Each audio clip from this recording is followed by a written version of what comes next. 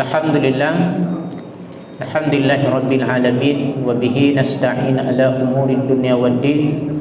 Asyhadu an la ilaha illallah wahdahu la syarikalah, wa asyhadu anna Muhammadan 'abduhu wa rasuluhu alladzi la nabiyya ba'dah. Allahumma salli wa sallim ala hadan nabiyil karim wa rasulil azim Muhammadin sallallahu alaihi wasallam wa ala alihi wa ashabihi ajma'in, amma ba'd. Hadirin wal hadirat jamaah solat maghrib Masjid Al-Muhajirin Komplek Bumi Asri yang dirahmati oleh Allah. Alhamdulillah kita dalam keadaan sihat wal afiat. Malam ini kajian kita tentang zakat. Yang pertama kajiannya adalah syarat-syarat wajib zakat. Syarat-syarat wajib zakat. Yang pertama ialah Islam. Yang kedua merdeka, bukan budak atau hamba sahaya. Yang ketiga sampai nisab. Kemudian yang keempat, kepemilikannya telah tetap, artinya milik sempurna. Yang kelima,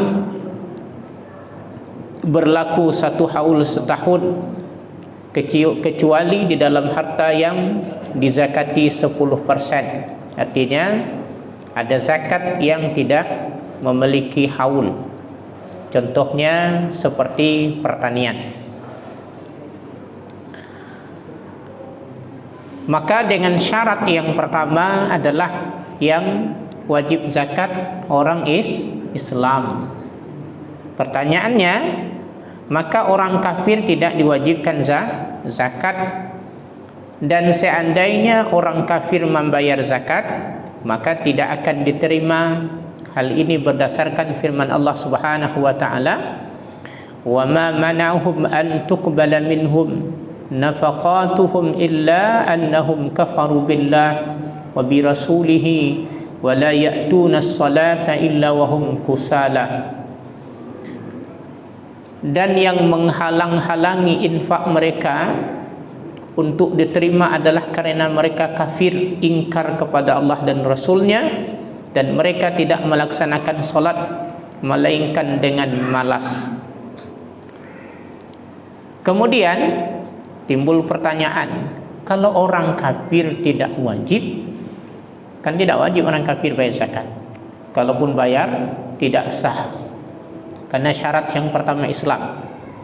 Akan tetapi, apakah orang kafir karena tidak membayar zakat tadi akan ditambah azabnya di akhirat kelak? Maka orang kafir,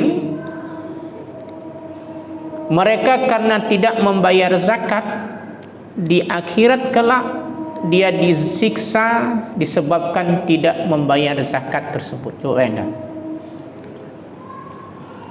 Dibayar tidak sah, tidak dibayar kena azab. Ini kita bayangkan semua, kita renungi, orang kafir tidak bayar zakat kena azab, karena ini urusan furu'iyah fikih.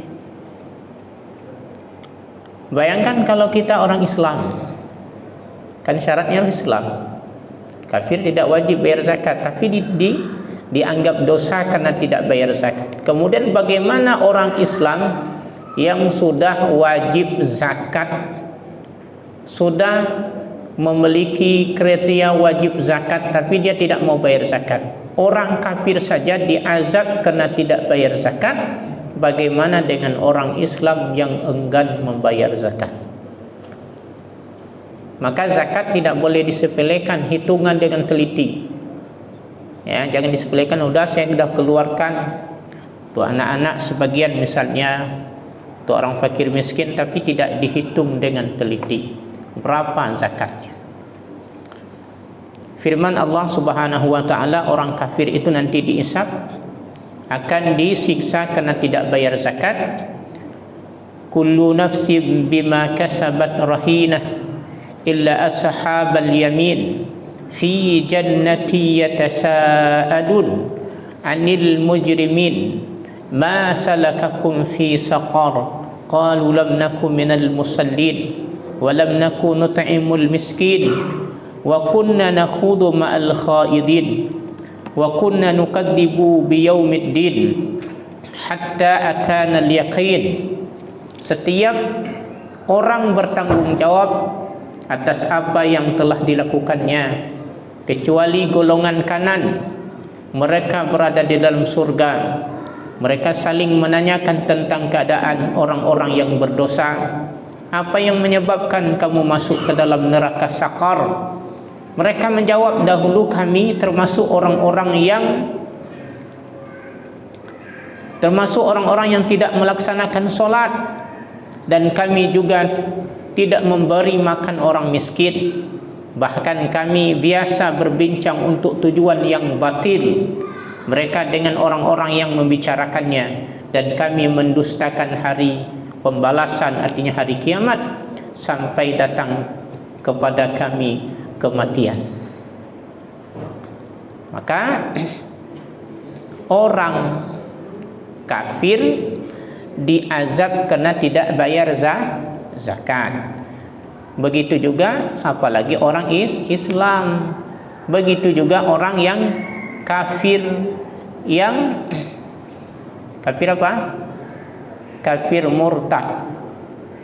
Orang murtad itu lebih berat. Orang murtad keluar dari Islam, kemudian masuk Islam lagi, wajib mengqadha salatnya, puasanya selama dia murtad. Maka kafir di sini, ini dalam ada kafir harbi maupun kafir zimmi. Kafir harbi adalah kafir yang memerangi kita. Kafir zimmi adalah orang yang non muslim ataupun orang yang kafir berada di bawah pemerintahan Islam.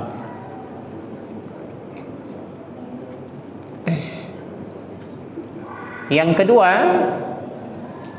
syarat wajib zakat adalah merdeka. Zakat mal ini tidak dibebankan kepada hamba sahaya karena ia tidak memiliki harta. Semua hartanya adalah harta majikannya atau tuannya.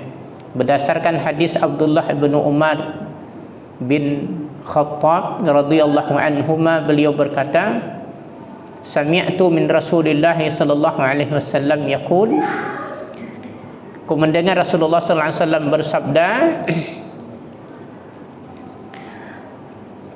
barang siapa yang membeli pohon kurma setelah dikawinkan, setelah diserbukkan, dikawinkan kurma, maka buahnya milik penjual kecuali bila pembeli mensyaratkannya. Barang siapa yang membeli budak yang memiliki hartanya, maka hartanya milik penjual kecuali pembeli mensyaratkan. Hadis muttafaqun alaih. Contohnya begini, kurma itu dia tidak akan berbuah kecuali dilakukan kawin, ya, diserbuk. Jadi pernah hadis Nabi sallallahu alaihi wasallam, itulah hadis yang tentang urusan dunia. Jadi Nabi lihat petani-petani Arab ketika itu lagi mengkawinkan, mengawinkan kurmanya agar berbuah, dilakukan penyerbukan. Kata Nabi sallallahu alaihi wasallam, kalaupun kalian tidak lakukan itu, tetap akan berbuah. Akhirnya kemudian tiba masa panen, gagal panen. Mereka berkata kepada Nabi sallallahu alaihi wasallam, ketika dilihat Nabi, kenapa gagal panen? Karena ini kan Nabi bilang dulu, Rasulullah bilang, ya Rasulullah, bahwa dulu pernah kami melakukan penyerbukan. Kan Nabi bersabda, kalaupun tidak dilakukan tetap berbuah. Kami tinggalkan penyerbukannya. Maka muncullah hadis, kata Nabi, kalian lebih mengetahui tentang urusan dunia kalian. Itu hadisnya. Jadi urusan dunia. Hadis ini menjelaskan tentang misalnya pohon kurma. Bapak punya pohon kurma, telah dilakukan penyerbukan, kemudian mau dijual buahnya itu, boleh bapak syaratkan panen yang ini sayang, ya, kecuali pembelinya bilang saya nggak mau, saya mau sekalian. Nah itu ada tawar menawar. Kemudian begitu juga budak harta yang ia miliki. Misalnya kita beri upah budak, ada berapa disimpannya duitnya. Kemudian ketika dijual budak itu, harta yang ia miliki adalah milik penjualnya. Diambilnya dulu harta budak tadi baru dijualnya. Jadi karena budak tadi tidak memiliki harta, maka walaupun dia dapat harta itu adalah milik tuannya, maka dia tidak wajib zakat. Yang ketiga, memiliki nisab. Seorang muslim yang merdeka wajib menunaikan zakat mal apabila memiliki harta yang mencapai nisab. Nisab adalah ukuran standar minimal yang ditetapkan syariat untuk dikenai kewajiban zakat. Nisab ini berbeda-beda sesuai dengan jenis harta. Syarat ini disimpulkan dari hadis-hadis Nabi sallallahu alaihi wasallam. Di antaranya adalah hadis Abu Sa'id Al-Khudri radhiyallahu anhu dari Nabi sallallahu alaihi wasallam bahwa Nabi sallallahu alaihi wasallam bersabda, tidak ada zakat pada harta yang tidak mencapai 5 wasak, juga pada harta yang tidak mencapai 5 ekor onta, serta yang tidak mencapai 5 auqiyah. Muttafaqun alaih.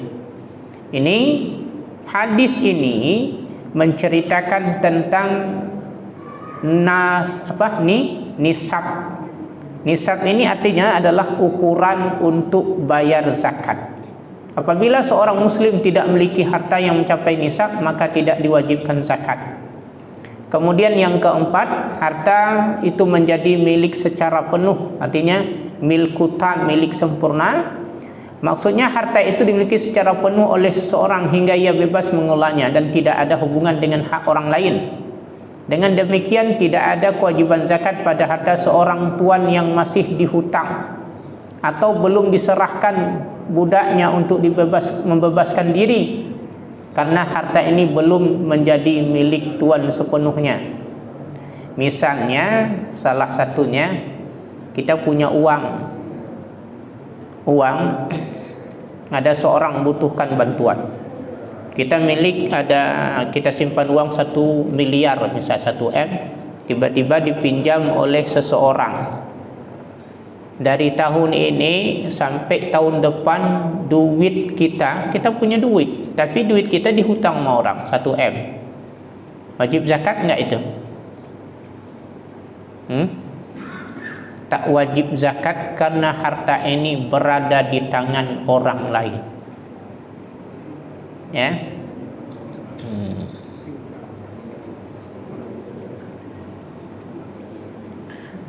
Ya, demikian juga tidak diwajibkan zakat pada harta wakaf yang tidak diberikan untuk individu tertentu. Nah, ini wakaf. Misalnya di komplek Bumi Asri punya seseorang, misalnya dia punya kekayaan, ada kebun sawit, luas kebun sawitnya, ada ribuan hektar. Kemudian ketika masa tua sudah dibagikan kepada anaknya ataupun dihibahkan, dibagikan semua, kemudian tinggal bagian dia sekitar misalnya 10 hektar kebun sawit yang masih produktif. Kemudian menjelang dia sakit, dia berpesan kepada anaknya, ini ingin saya bawa meninggal, bawa mati sekalian. Kayaknya diwakafkan kepada Masjid Al-Muhajirin Komplek Bumi Asri. Ini kebun sawitnya yang masih produktif. Ketika diwakafkan ke Bumi Asri, sebelumnya kan dia bayar zakat terus, setiap panen bayar zakat.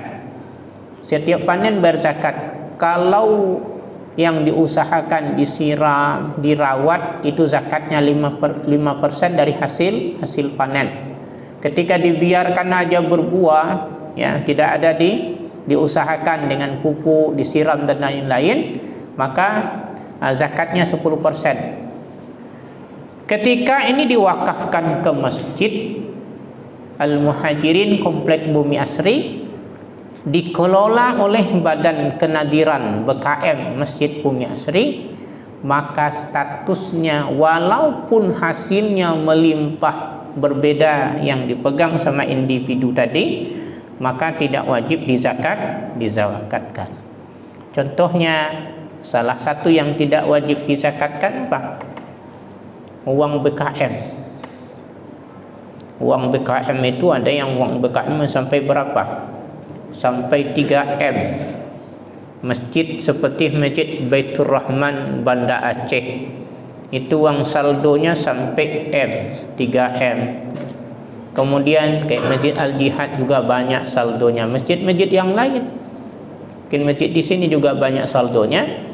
Apakah wajib dizakatkan? Tidak, karena bukan kepemilikan individu, itu milik umum. Contohnya organisasi yang terkaya di dunia itu adalah organisasi keagamaan Muhammadiyah yang hartanya puluhan triliun, kaya, sangat kaya sekali Muhammadiyah. Apakah harta yang dimiliki oleh Muhammadiyah wajib dizakatkan? Tidak, karena bukan milik individu.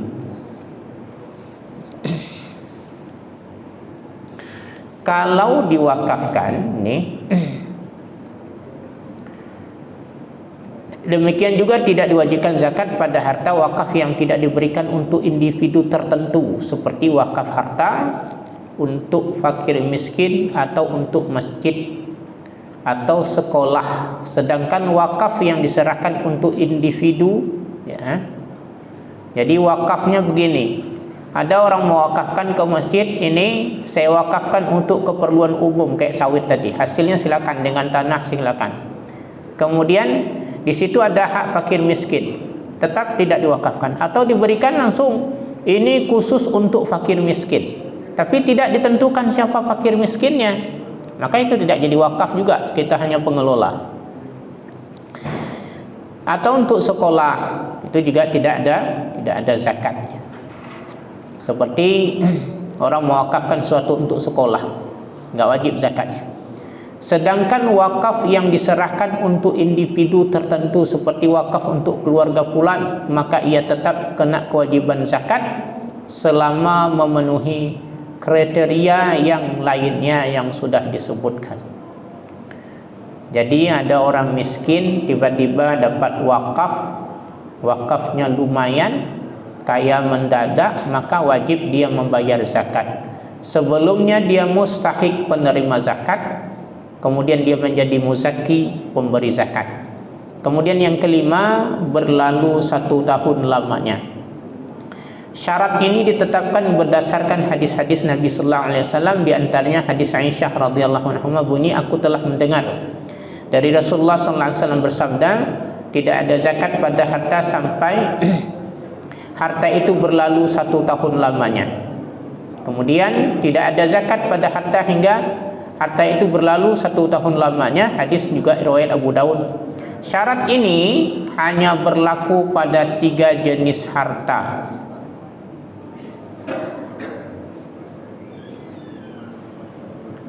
Hewan ternak yang digembalakan, emas dan perak, dan zakat barang perdagangan.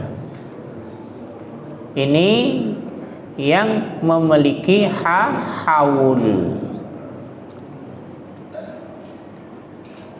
yang memiliki haul. Selainnya tidak ada haul. Ini kita sambung. Yang tidak disyaratkan haul sini. Yang tidak disyaratkan haul adalah yang pertama, harta pertanian yang panen, ya, yaitu yang diwajibkan padanya 10% atau 5%. Ini zakat hasil pertanian dan perkebunan, karena zakat ini diwajibkan ketika panen walaupun belum sampai setahun.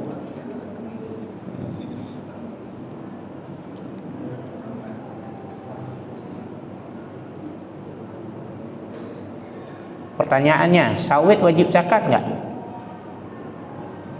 Kebun sawit.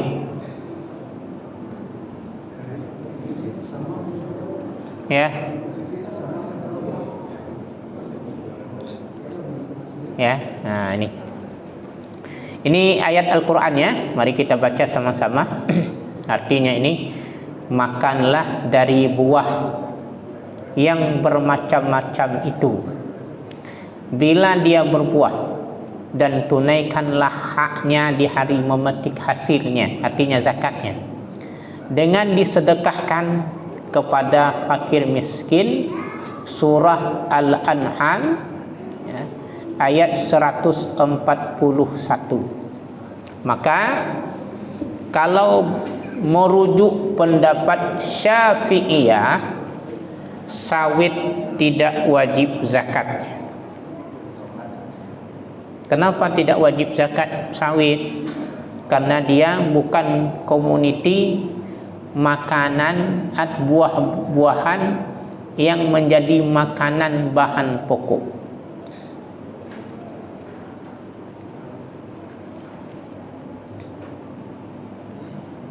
Tapi kalau merujuk pendapat yang lain, pendapat mazhab Hanafi, wajib dikeluarkan zakatnya. Maka fatwa ulama kontemporer, nanti kita bahas satu-satu fatwa tentang zakat, wajib dikeluarkan zakatnya setiap panen. Kalau yang diusahakan tadi, ada yang jaga, diberi pupuknya, disiram, ya, itu zakatnya 5% dari hasil panen setiap panen. Mau panennya 3 kali. Nah, termasuk kebun durian. Kebun durian itu melebihi sawit. Saya nonton video pada petani durian di Bangka Belitung. Pohonnya itu sekitar 300 pohon. Beliau mengatakan bisa mencapai sekali panen itu 8 miliar. Dan setahun itu dia nggak menunggu musim. Setahun itu bisa 3 kali panen kalau dipupuk dengan bagus. Bahkan itu tidak cukup bahan karena permintaan tinggi. Langsung dijual rata-rata di pohonnya itu per bijinya Rp400.000. Mau bayangkan? Dalam video itu, akhir video itu dia bilang begini, saran saya bagi masyarakat Indonesia, tanamlah 20 batang setiap keluarga, karena bisa menguliahkan anaknya sampai dokter sampai selesai. 20 batang aja.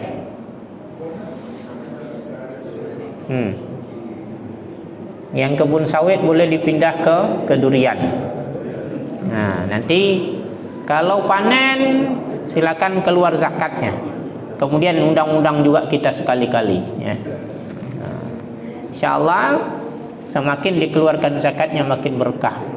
Maka zakatnya kalau durian yang kita usahakan tadi, zakatnya 5% dari setiap panen. Tapi kalau duriannya tidak disiram, tidak dipupuk di hutan, ya, ketika berbuah mulai keluar putihnya baru dijaga supaya tidak ada hama seperti monyet dan yang lain-lainnya yang mengganggu, maka itu zakatnya 10%. Kedua, anak hewan ternak. Karena haul, ukuran setahun bagi anak-anak hewan ternak itu mengikuti hitungan haul induknya. Jadi dia tidak bisa berdiri sendiri. Jadi anak hewan ternak ini dihitung dalam zakat walaupun belum mencapai usia setahun. Apabila induknya telah mencapai nisab. Jadi terhitung induknya, dihitung langsung dengan induknya. Misalnya kalau onta 5 ekor. Kalau sapi 30 ekor, kalau kambing 40 ekor. Kambing sampai 40 ekor, yang ada kambing sampai 120. Itu mesti 1. 121 nanti baru 2. Begitu terus kelipatannya 100. Kemudian keuntungan perniagaan dari modal yang telah mencapai nisab dan berlalu 1 tahun. Seandainya seorang memiliki uang mencapai nisab dan digunakan untuk berdagang lalu mendapat keuntungan, maka seluruh harta itu, modal dan keuntungan, terkena wajib zakat. Jadi misalnya begini, keuntungan perniagaan dari modal yang telah mencapai nisab, modalnya telah sampai nisab, modalnya aja itu nisabnya seukuran 85 gram emas murni. Kemudian ini modalnya saja sudah sampai nisab. Kemudian berlaku walaupun 1 tahun nanti, ketika dapat keuntungan dihitung dengan untungnya sekalian, maka semuanya itu sudah sampai nisab, wajib dikeluarkan zakatnya. Modal dan keuntungannya terkena wajib zakat meskipun keuntungannya belum mencapai setahun. Jadi keuntungannya belum sampai setahun, tapi yang dihitung dengan sekalian dengan modal. Misalnya begini, kita usaha ini dari bulan Ramadan kemarin, modal yang kita gunakan sekitar 80 juta rupiah minimalnya, 80 juta rupiah. Kemudian sampai Ramadan yang akan datang, untungnya nggak banyak. Ketika kita hitung dapat 100 juta, 20 juta ya, setelah pengeluaran ya, pengeluaran keluarga, makan, sekolah anak, semuanya kita hitung 100 juta. Artinya hitungannya yang untung kita 20 juta. Kalau dihitung 20 juta kan nggak sampai nisab. Kemudian untungnya itu dari setahun kita usaha, dari Ramadan sampai Ramadan yang akan datang, itu kembali modal. Baru bulan Ramadan yang untungnya terkumpul 20 juta. Jadi bukan dihitung untungnya saja. Jangan bilang, saya cuma untung 20 juta bulan Ramadan, artinya satu bulan ini tidak wajib zakat karena saat sampai nisab belum sampai haul, belum sampai setahun, hitung 1 tahun tidak. Jadi kalau perniagaan dihitung dengan modalnya sekalian. Kadang modalnya saja sudah mencapai nisab, apalagi kalau untung cuma sedikit, karena modalnya saja sudah sampai nisab. Kemudian yang tidak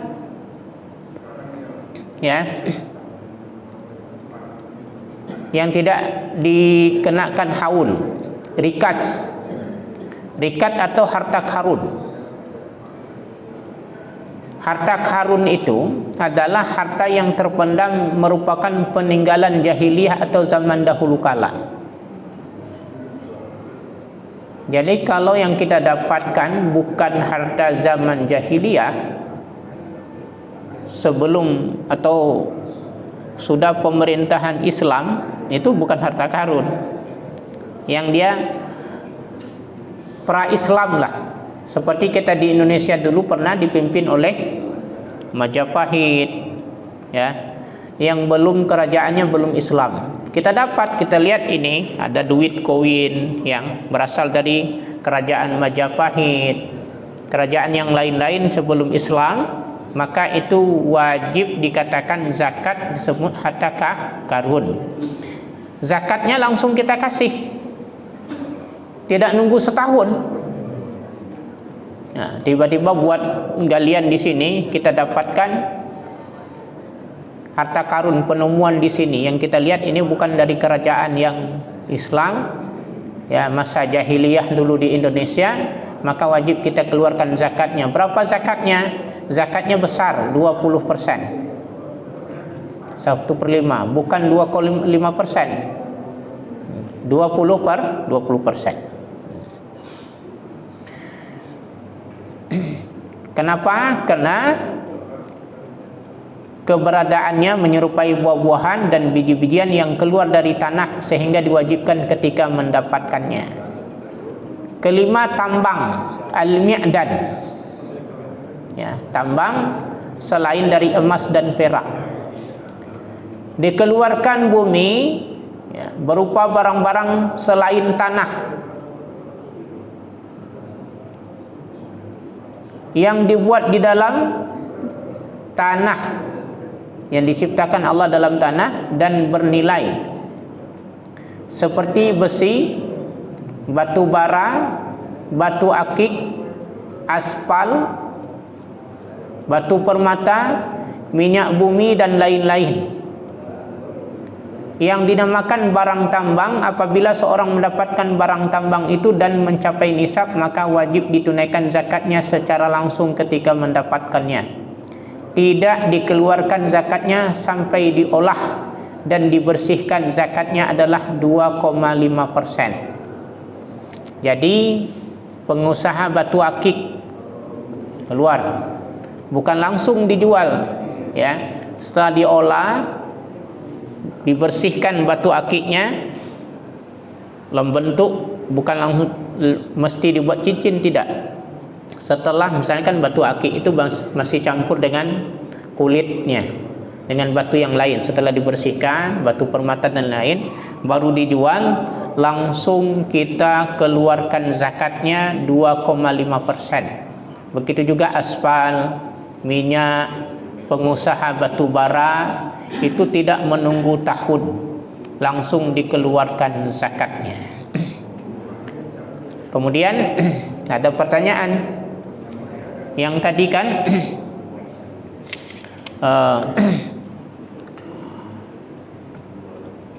tidak dimasukkan orang anak-anak, kemudian orang gila, anak-anak. Ada anak-anak yang kebetulan dia memiliki harta. Contohnya anak-anak sekarang misalnya jadi artis, pemain film, dibayar mahal. Kemudian orang gila. Contohnya begini, ada seorang keluarga kaya raya, kemudian meninggal suaminya, rasa rindu yang amat berat, yang berpisah, sedih yang amat berat berpisah dengan suami karena ditinggalkan, kemudian gila. Janda ini kaya raya, memiliki harta, wajib enggak zakat? Jadi ulama di sini terbagi ke dua bagian, dua pendapat. Pertama, ulama mengatakan tidak wajib zakat. Kenapa tidak wajib zakat? Karena tidak dihitung mukallaf. Apa mukallaf? Islam, balik, berakal. Itu yang dikatakan mukallaf. Apa mukallaf itu? Orang yang dibebani kepadanya syariat. Syaratnya itu harus Islam, balik sampai umur, kemudian berakal, tidak gila. Maka ulama mengatakan tidak wajib zakat, karena yang pemiliknya tadi belum sampai umur. Yang kedua, dia tidak waras. Bagian ulama yang kedua mengatakan wajib zakat, walaupun dia gila, walaupun anak kecil yang belum sampai umurnya. Kenapa wajib zakat? Karena ini bukan amalan badaniah, bukan amalan badannya, tapi amalan harta. Jadi kalau misalnya kita punya anak, ya, tinggal sama suaminya, stres, tidak waras lagi, punya keluarga, hartanya banyak, wajib nggak kita keluarkan zakatnya? Wajib, karena ini bukan dihitung amalan badannya, tapi amalan harta. Yang tak wajib bagi dia lagi sholat, zakat, haji, ya, karena ini termasuk amalan badan. Tapi kalau zakat itu adalah amalan harta, amalan maliyah, wajib kita keluarkan. Maka kalau ada di keluarga kita nanti yang seperti itu kejadiannya, kita punya anak kecil tapi hartanya sudah mencapai nisab, capai haul, banyak hartanya. Kemudian juga kita punya keluarga yang kurang waras, hartanya alhamdulillah Allah berikan rezeki. Maka kita sebagai walinya, ya, sebagai walinya kita yang mengeluarkan zakatnya. Hadirin hadirat rahimakumullah, ini tentang mukadimah zakat. Mungkin ada tadi masuk pertanyaan. Tolong Ustaz jelaskan kembali tentang hari tasyrik, kemudian tentang memotong kuku. Tolong diperjelas kembali. Hari tasyrik itu adalah hari 11, 12 dan 13. Jadi bedanya hari raya Idul Adha itu dengan Idul Fitri. Idul Fitri itu 1 Syawal. Sedangkan Idul Adha itu hari rayanya tanggal ke-10. Tanggal 10 Dzulhijjah hari rayanya. Jadi yang dikatakan tasyrik itu hari 11, 12, 13. Hari tasyrik haram untuk berpuasa. Apa amalan di hari tasyrik nanti? Amalannya makan-makan, open house, buka rumah seluas-luasnya, ngundang orang makan. Itu yang lebih daging sapi, mau di sate, mau di rendang, mau semua diundang orang. Karena acaranya makan-makan ibadahnya. Haram berpuasa.